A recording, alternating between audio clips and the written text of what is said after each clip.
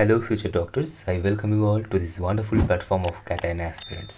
দেখো, মেডিকেল কলেজে অ্যাডমিশনের সময় সবার মাইগ্রেশন সার্টিফিকেট সাবমিট করতে হয় না। কারো ট্রান্সফার সার্টিফিকেট সাবমিট করলেও চলে, কেউ যদি কলেজ লিভিং সার্টিফিকেট সাবমিট করে তাহলেও চলে, ঠিক আছে।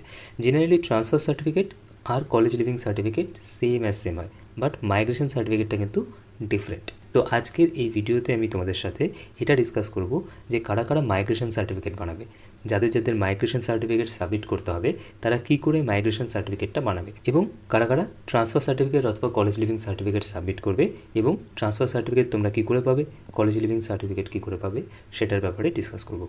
ইন ডিটেলস এক করে প্রত্যেকটা ডকুমেন্টসের ব্যাপারেই তোমাদের সাথে ডিসকাস করব, এবং তার সাথে এই ডকুমেন্টসগুলো কালেক্ট করার ক্ষেত্রে তোমাদের যে ফরম্যাটের প্রয়োজন হবে সেই ফরম্যাটটাও কিন্তু আজকে তোমাদের এই ভিডিওতে আমি দেখিয়ে দেবো, এবং সাথে এটা বলেও দেবো যে কী করে তোমরা সেই সার্টিফিকেটটা পাবে। ওকে, দেখো, প্রথমত তোমরা এটা দেখে নাও যে কখন এই সার্টিফিকেটগুলো তোমাদের দরকার পড়বে। সার্টিফিকেটগুলো জেনারেলি ইউনিভার্সিটি রেজিস্ট্রেশনের সময় দরকার পড়ে। আচ্ছা, তোমরা যদি ওয়েস্ট বেঙ্গলের কোনো গভর্নমেন্ট মেডিকেল কলেজ অথবা প্রাইভেট মেডিকেল কলেজে ভর্তি হও, যেগুলো ওয়েস্ট বেঙ্গল স্টেটের আন্ডারে আসে, সেই কলেজগুলো কিন্তু প্রত্যেকটাই West Bengal University of Health and সায়েন্সেসের আন্ডারে আসে, ঠিক আছে, WBUHS এর আন্ডারে আসে। ওকে, তো কলেজে অ্যাডমিশন নেওয়ার পরে কলেজ থেকেই তোমাদেরকে বলে দেবে যে তোমাদের ইউনিভার্সিটি রেজিস্ট্রেশন করতে হবে, ঠিক আছে। সেই সময় তোমাদের এই সার্টিফিকেটগুলোর দরকার পড়ে। কিন্তু কিছু সরকারি মেডিকেল কলেজ আছে যেখানে কিন্তু অ্যাডমিশনের সময় এই ডকুমেন্টসগুলো চায়। বাট আমি তোমাদের এখানে একটা জিনিস বলে দিয়ে রাখি যে এরকম কখনোই হবে না যে তোমাদের কাছে এই ডকুমেন্টসগুলো নেই জন্য তোমাদের কলেজের অ্যাডমিশন আটকে গেল, এরকম কখনোই হবে না। যেমন তোমাদের এক্সাম্পলের জন্য যদি বলি, তাহলে ডায়মন্ড হারবার গভর্নমেন্ট মেডিকেল কলেজে কিন্তু আগের বছর এই মাইগ্রেশন সার্টিফিকেট অথবা ট্রান্সফার সার্টিফিকেটের কথা বলেছিল যে অ্যাডমিশনের সময় তোমাদের এই সার্টিফিকেটগুলো সাবমিট করতে হবে। ঠিক তেমনি SSKM কিন্তু অ্যাডমিশনের সময় এই ডকুমেন্টসগুলোর কোনো রিকোয়ারমেন্টের কথা উল্লেখই করেনি, ঠিক আছে। ওদের যে চেক লিস্টটা দিয়েছিল, চেক লিস্টে কিন্তু মাইগ্রেশন সার্টিফিকেট বা ট্রান্সফার সার্টিফিকেটের কোনো উল্লেখ ছিল না। But diamond Harbour government medical college কিন্তু চেয়েছিল। কিন্তু এরকম কখনোই হবে না যে তোমাদের কাছে যদি মাইগ্রেশন সার্টিফিকেট বা ট্রান্সফার সার্টিফিকেট না থাকে তাহলে তোমার কলেজের অ্যাডমিশনটা আটকে যাবে। আচ্ছা, এই সার্টিফিকেটগুলো জেনারেলি তোমাদের ইউনিভার্সিটি রেজিস্ট্রেশনের সময় লাগে। ওকে, তাহলে বোঝাতে পারলাম কখন এই সার্টিফিকেটগুলো তোমাদের দরকার পড়ে। আচ্ছা, চলো এবারে আমরা দেখি যে কারা এই সার্টিফিকেটগুলো বানাবে, মানে কারা মাইগ্রেশন সার্টিফিকেট বানাবে, কারা স্কুল লিভিং সার্টিফিকেট বানাবে, অথবা কারা কলেজ লিভিং সার্টিফিকেট বানাবে, কেমন। আচ্ছা, প্রথমত হচ্ছে, যদি তুমি হায়ার সেকেন্ডারি পাস করে থাকো এবং কোনো কলেজে অ্যাডমিশন নাওনি, তাহলে তোমাদের মাইগ্রেশন সার্টিফিকেটের কোনো দরকার নেই। তোমরা যেটা বানাবে সেটা হচ্ছে ট্রান্সফার সার্টিফিকেট। ট্রান্সফার সার্টিফিকেটকে অনেকে স্কুল লিভিং সার্টিফিকেটও বলে, ঠিক আছে। যেরকমভাবে তোমরা বুঝতে পারো সেরকমভাবে বুঝে নাও যে ট্রান্সফার সার্টিফিকেট আর স্কুল লিভিং সার্টিফিকেট একই জিনিস। জেনারেলি যখন তোমরা হায়ার সেকেন্ডারি পাস আউট করবে এবং তারপরে যখন তোমাদেরকে রেজাল্টটা দেবে স্কুল থেকে, তখনই কিন্তু এই ট্রান্সফার সার্টিফিকেট বা স্কুল লিভিং সার্টিফিকেট প্রোভাইড করে, কেমন। বাট যদি না করে থাকে, সেক্ষেত্রে তোমরা তোমাদের স্কুলের যিনি প্রিন্সিপাল আছেন অথবা হেডমাস্টার মশাই আছেন, ওনাকে এরকমভাবে ট্রান্সফার সার্টিফিকেটের জন্য একটা লেটার লিখতে পারো, কেমন। আচ্ছা, যেখানে তোমরা তোমাদের নাম, তোমাদের স্কুলের নাম সমস্ত কিছু মেনশন করে এরকম একটা লেটার তোমরা তোমাদের কলেজের যিনি প্রিন্সিপাল অথবা যিনি হেডমাস্টার মশাই আছেন ওনার কাছে সাবমিট করবে, কেমন, ওনার কাছে জমা দেবে।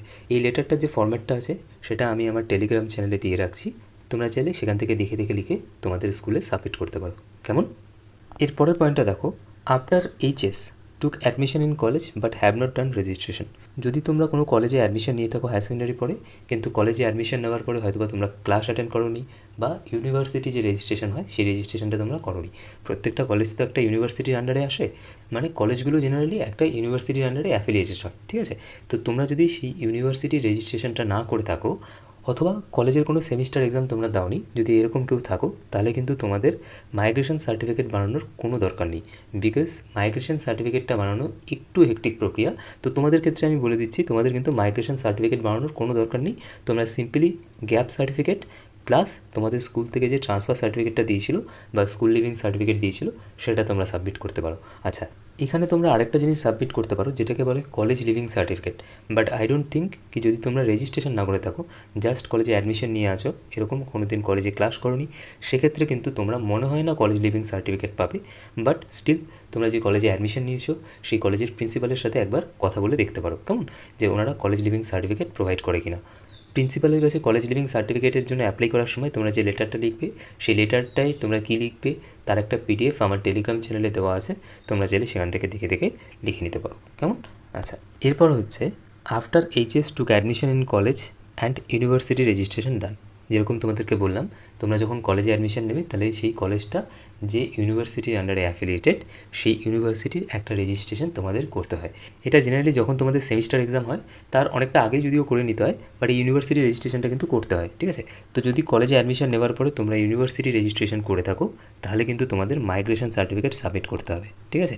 তোমাদের কিন্তু তখন এই ট্রান্সফার সার্টিফিকেট বা স্কুল লিভিং সার্টিফিকেট বা কলেজ লিভিং সার্টিফিকেট সাবমিট করলে হবে না। কেমন? তোমাদের তখন যেটা সাবমিট করতে হবে সেটা হচ্ছে মাইগ্রেশন সার্টিফিকেট। তো মাইগ্রেশন সার্টিফিকেট শুধুমাত্র কিন্তু এই ক্ষেত্রেই দরকার পড়ছে। ট্রান্সফার সার্টিফিকেট বা কলেজ লিভিং বা স্কুল লিভিং সার্টিফিকেট কালেক্ট করা অনেকটা easy, comparatively migration certificate collect করা অনেকটা হেক্টিক প্রক্রিয়া।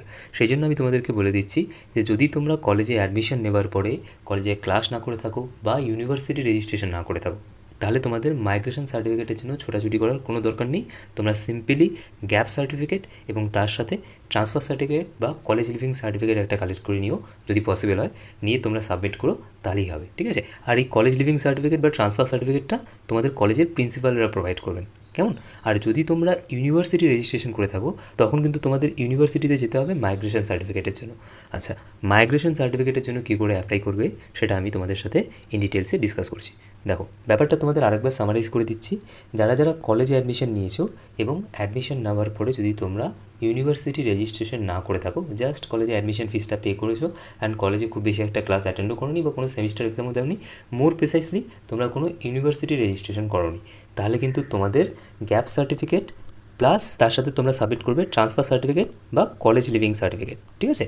এই দুটো সাবমিট করলেই তোমাদের হয়ে যাবে, তোমাদের মাইগ্রেশন সার্টিফিকেটের কোনো দরকার নেই, কেমন? আচ্ছা, এবারে যদি কেউ কলেজে অ্যাডমিশন নেওয়ার পরে ইউনিভার্সিটি রেজিস্ট্রেশন করে থাকো, ধরো সেমিস্টার এক্সাম দিয়েছো বা তোমাদের কলেজ কমপ্লিটেড হয়ে গেছে, ঠিক আছে, তাহলেও কিন্তু তোমাদের মাইগ্রেশন সার্টিফিকেটটা সাবমিট করতে হবে, ওকে? এবারে তোমাদের এখানে একটা কেস সিনারিও বলি। ধরো তোমাদের মধ্যে কেউ কলেজে অ্যাডমিশন নিয়েছো। আচ্ছা, কলেজে অ্যাডমিশন নেওয়ার পরে ধরে নিচ্ছি তোমাদের কলেজ শেষ হয়েছে 2022-এ। এবার 2022 থেকে 2024 পর্যন্ত তোমরা আর অন্য কোনো কোর্সে অ্যাডমিশন নাওনি, না নিয়ে তোমরা নিটের জন্য পড়াশোনা করছিলে। তাহলে তোমাদের কলেজ কমপ্লিট হয়েছে 2022-এ এবং 2022-এ তোমাদের কলেজ কমপ্লিট হওয়ার পরে তোমরা আর কোথাও অ্যাডমিশন নাওনি, না নিয়ে তোমরা নিটের জন্য প্রিপারেশান নিচ্ছ, ধরে নিচ্ছি, বা অন্য কোনো কাজ করছিলে, বাট কোনো কলেজ বা কোনো ইউনিভার্সিটিতে তোমরা অ্যাডমিশন নাওনি, ঠিক আছে? এবার তোমরা যদি নিট 2024 দেওয়ার পরে মেডিকেল কলেজে অ্যাডমিশন নিতে চাও তাহলে কিন্তু তোমাদের মাইগ্রেশন সার্টিফিকেট তো সাবমিট করতে হবে, তার পাশাপাশি কিন্তু তোমাদের গ্যাপ সার্টিফিকেটও সাবমিট করতে হবে, কেমন? এটা মাথায় রাখবে। গ্যাপ সার্টিফিকেটের যে পিরিয়ডটা হবে সেই পিরিয়ডটা হবে 2022 থেকে 2024-এর মাঝে যে পিরিয়ডটা, সেই পিরিয়ডটা। এবারে দেখো, মাইগ্রেশন সার্টিফিকেট বানানোর জন্য তোমাদের কী কী ডকুমেন্টসের রিকোয়ারমেন্ট হবে। আচ্ছা, এখানে প্রথম যে ডকুমেন্টসটা তোমরা দেখছো যে কলেজ লিভিং সার্টিফিকেট ও ট্রান্সফার সার্টিফিকেট, হ্যাঁ, এটা মাইগ্রেশন সার্টিফিকেট বানানোর ক্ষেত্রে দরকার পড়ে। জেনারেলি ক্যালকাটা ইউনিভার্সিটি বা অনেক ইউনিভার্সিটি আছে যারা চায় না, আবার ওয়েস্ট বেঙ্গল স্টেট ইউনিভার্সিটি কিন্তু অনেক সময় কলেজ লিভিং সার্টিফিকেট বা ট্রান্সফার সার্টিফিকেট চায়, মাইগ্রেশন সার্টিফিকেট বানানোর জন্য ওরা এই সার্টিফিকেটগুলো চেয়ে বসে, ঠিক আছে? বাট কলেজ লিভিং সার্টিফিকেট অথবা ট্রান্সফার সার্টিফিকেট যেটা আছে সেটা কিন্তু কালেক্ট করা খুবই ইজি। তোমাদের কলেজের প্রিন্সিপালকে গিয়ে যদি তোমরা বলো, ইজিলি তোমরা কলেজ লিভিং সার্টিফিকেট অথবা ট্রান্সফার সার্টিফিকেট পেয়ে যাবে, কেমন? আচ্ছা, এবং তার পাশাপাশি তোমরা যদি বিএসসি করো বা বিটেক করে থাকো তাহলে যে পাসিং এক্সামিনেশন আছে তার মার্কশিটটা কিন্তু দরকার পড়বে। তার সাথে রেজিস্ট্রেশনটা, যে ইউনিভার্সিটি রেজিস্ট্রেশনটা তোমরা করিয়েছিলে সেই ইউনিভার্সিটি রেজিস্ট্রেশনটা দরকার পড়বে। আচ্ছা, কলেজের আইডি কার্ড দরকার পড়ে অনেক সময়, কখনো কখনো দরকারও পড়ে না, বাট সাথে রেখো, ভালো হবে। আরেকটা হচ্ছে ডিমান্ড ড্রাফট। দেখো, মাইগ্রেশন সার্টিফিকেট কিন্তু ফ্রিতে পাওয়া যায় না, মাইগ্রেশন সার্টিফিকেটের জন্য তোমাদেরকে ফিস পে করতে হয়, যেটা রেঞ্জ করে 300 থেকে 1000-এর মধ্যে, ঠিক আছে? 300-এর নিচেও হয় আই গেস, 160-70 টাকাতেও হয়ে যায় অনেক সময়, বাট এটা ডিপেন্ড করছে তোমাদের ইউনিভার্সিটি ওয়াইজ, যে 300 টাকা থেকে 1000 টাকার মধ্যে এবং কত তাড়াতাড়ি তোমরা মাইগ্রেশন সার্টিফিকেটটা চাইছো। যত তাড়াতাড়ি তোমরা মাইগ্রেশন সার্টিফিকেটটা কালেক্ট করতে চাও তত বেশি টাকা তোমাদের ফিস পে করতে হবে, ঠিক আছে? যেরকম তোমাদেরকে বললাম যে ধরে নাও 160 থেকে 1000 টাকার মধ্যে, এটা ডিপেন্ড করছে কোন ইউনিভার্সিটির আন্ডারে তোমরা পড়েছিলে।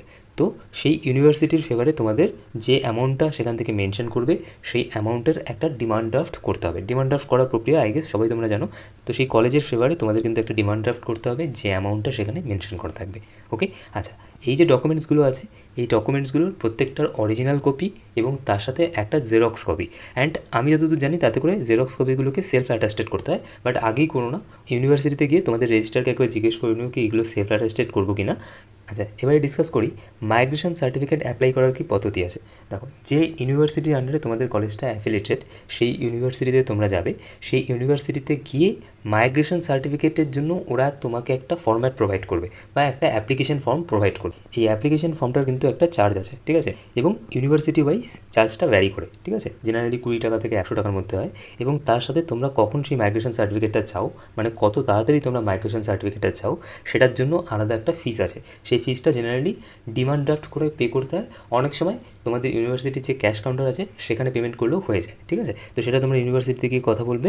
কথা বলার পরে যে রিকোয়ার্ড ডকুমেন্টসগুলোর কথা তোমাদেরকে বললাম, সেই রিকোয়ার্ড ডকুমেন্টসগুলো জেরক্স কপি তোমাদেরকে সাবমিট করতে হবে এবং তার পাশাপাশি অরিজিনাল ডকুমেন্টসগুলো কিন্তু অবশ্যই নিয়ে যাবে, কারণ অরিজিনাল ডকুমেন্টসগুলো কিন্তু ওরা ভেরিফাই করবে, ওরা কিন্তু চেক করবে অরিজিনাল ডকুমেন্টসগুলো, ঠিক আছে। তো অরিজিনাল ডকুমেন্টস, তার সাথে জেরক্স কপি নিয়ে যাও, আর তার সাথে ফটো নিয়ে যাও। তোমাদের এখানে আমি লিখতে ভুলে গেছি, এর সাথে কিন্তু তোমাদের ফটোগ্রাফও লাগবে, ঠিক আছে। ফটোগ্রাফও তোমরা নিয়ে যাও, 2 থেকে 4 কপি তোমরা ফটোগ্রাফ সাথে নিয়ে যাও, কেমন? আচ্ছা, আমি এখানে তোমাদের ক্যালকাটা ইউনিভার্সিটির মাইগ্রেশন সার্টিফিকেটের যে অ্যাপ্লিকেশন ফর্মটা আছে সেটা দেখাচ্ছি, ঠিক আছে। আচ্ছা, এখানে আরেকটা জিনিস মেনশন করে দিই, তোমাদের যে অ্যাপ্লিকেশন ফর্মটা কলেজ থেকে দেবে মাইগ্রেশন সার্টিফিকেটের জন্য, যে অ্যাপ্লিকেশন ফর্মটা তোমাদের কলেজের থেকে দেবে, সেই ফর্মটা তো তোমাদের ফিল আপ করতে হবে। এবং ফর্মের নিচের দিকে দেখবে সেখানে কিন্তু জেনারেলি লেখা থাকে যে কলেজ থেকে তোমরা সেই কোর্সটা পাস আউট করেছো সেই কলেজের প্রিন্সিপালকে দিয়ে কিন্তু সেখানে তোমাদের সাইন করিয়ে নিতে হয়, ঠিক আছে। যে ফর্মটা তোমাদেরকে দেবে অ্যাপ্লিকেশন ফর্মটা, সেই অ্যাপ্লিকেশন ফর্মের নিচের দিকে দেখবে সেখানে মেনশন করে থাকে যে কলেজ থেকে তোমরা পাস আউট করেছো সেই কলেজের প্রিন্সিপালের কিন্তু সাইন লাগে ওখানে, ঠিক আছে, সাইন। এবং তার সাথে সাথে উনি ওনার যে সিল আছে সেই সিল দিয়ে একটা স্ট্যাম্প করে দেবে ওখানে। আচ্ছা, তো বেসিক্যালি তোমরা যখন ওখান থেকে অ্যাপ্লিকেশন ফর্মটা কালেক্ট করবে, তারপরে সেটা ফিল আপ করে রেকর্ড ডকুমেন্টগুলো অ্যাটাচ করে তোমরা তোমাদের কলেজে গিয়ে তোমাদের প্রিন্সিপালের কিন্তু সাইন করিয়ে আনতে হবে। আমি তোমাদের এখানে ক্যালকাটা ইউনিভার্সিটির মাইগ্রেশন সার্টিফিকেটের জন্য যে অ্যাপ্লিকেশন ফর্মটা আছে তার একটা রেপ্লিকা দেখাচ্ছি। দেখো দেখো, এটা হচ্ছে গিয়ে সেই অ্যাপ্লিকেশন ফর্মটা। নিচের দিকে দেখো কীরকম থাকে, এখানে ইউনিভার্সিটি অফ ক্যালকাটা লেখা আছে মাইগ্রেশন সার্টিফিকেট অ্যাপ্লিকেশন ফর্ম। এখানে তোমাদের রোল নাম্বারটা লিখতে হবে, লাস্ট যে এক্সাম পাস করেছিলে সেই এক্সামের রোল নাম্বারটা এখানে দেবে, এখানে রেজিস্ট্রেশন নাম্বার মেনশন করবে, এখানে তোমাদের একটা ফটো লাগাবে এবং তার সাথে এখানে তোমরা সিগনেচার করবে। তারপরে এখানে তোমাদের অ্যাজ ইউজুয়াল বেসিক ডিটেলসগুলো তোমাদেরকে এখানে ফিল আপ করতে হবে। যেটা তোমাদেরকে বললাম সেটা দেখো, এই যে signature of the principal or teacher incharge or HOD, এখানে কিন্তু তোমাদের সেই সিগনেচারটা লাগবে যে কলেজ থেকে তোমরা তোমাদের গ্র্যাজুয়েশন ডিগ্রিটা কমপ্লিট করেছিলে সেই কলেজের প্রিন্সিপাল অথবা টিচার ইনচার্জ অথবা এইচওডি, তোমাদের ডিপার্টমেন্টাল যিনি হেড রয়েছেন এইচওডি। এইচওডি মানে যে ডিপার্টমেন্টে তুমি ধরো, মানে যে ডিপার্টমেন্ট থেকে তুমি বিএসসি করেছো বা বিএ করেছো সেই ডিপার্টমেন্টাল হেডের একটা সিগনেচার এখানে লাগবে। এদের মধ্যে যে কোনো একজন হলেই হয়ে যাবে, ঠিক আছে। আচ্ছা, এবারে দেখো কিছু কিছু ইউনিভার্সিটি আছে যারা এটা বলে যে একটা লেটার লিখে ফার্স্টে তোমরা সাবমিট করো, ঠিক আছে, তারপরে তোমরা মাইগ্রেশনের জন্য যে অ্যাপ্লিকেশন ফর্মটা আছে সেটা তোমরা পাবে। তো সেক্ষেত্রে তোমরা যে অ্যাপ্লিকেশন লেটারটা লিখবে সেই অ্যাপ্লিকেশন লেটারটার একটা ফর্ম্যাট আমি আমার টেলিগ্রাম চ্যানেলে দিয়ে রেখেছি, তোমরা এখানে দেখতে পাচ্ছ। তোমরা চাইলে টেলিগ্রাম চ্যানেল জয়েন করে সেখান থেকে এই ফর্ম্যাটটা দেখে দেখে লিখে নিতে পারো, কেমন? দেখে দেখে লিখে নিতে পারো, কেমন? লিখে নিতে পারো, কেমন? আচ্ছা, একটা জিনিস মাথায় রাখবে, এটা যেন হ্যান্ড রিটেন হয়, প্রিন্ট আউট করে নিও না, ঠিক আছে। আচ্ছা, তো আজকের এই ভিডিওতে তোমাদের সাথে মাইগ্রেশন সার্টিফিকেটের ব্যাপারে এই গুরুত্বপূর্ণ বিষয়গুলো শেয়ার করা ছিল। আচ্ছা, এর বাইরেও মাইগ্রেশন সার্টিফিকেট বা ট্রান্সফার সার্টিফিকেট রিলেটেড তোমাদের মনে যদি কোনো রকমের প্রশ্ন থাকে তোমরা কমেন্ট সেকশনে আমাকে জিজ্ঞেস করতে পারো, আমি প্রত্যেকের প্রশ্নের আলাদা আলাদা করে উত্তর দিয়ে দেবো, কেমন? ওকে, তো যদি তোমাদের এই পুরো ডিসকাশনটা ইনফরমেটিভ লাগে প্লিজ ভিডিওটিকে লাইক করো, চ্যানেলটিকে সাবস্ক্রাইব করো এবং এই ভিডিওটি তোমাদের বন্ধুদের সাথে অবশ্যই শেয়ার করো, কেমন?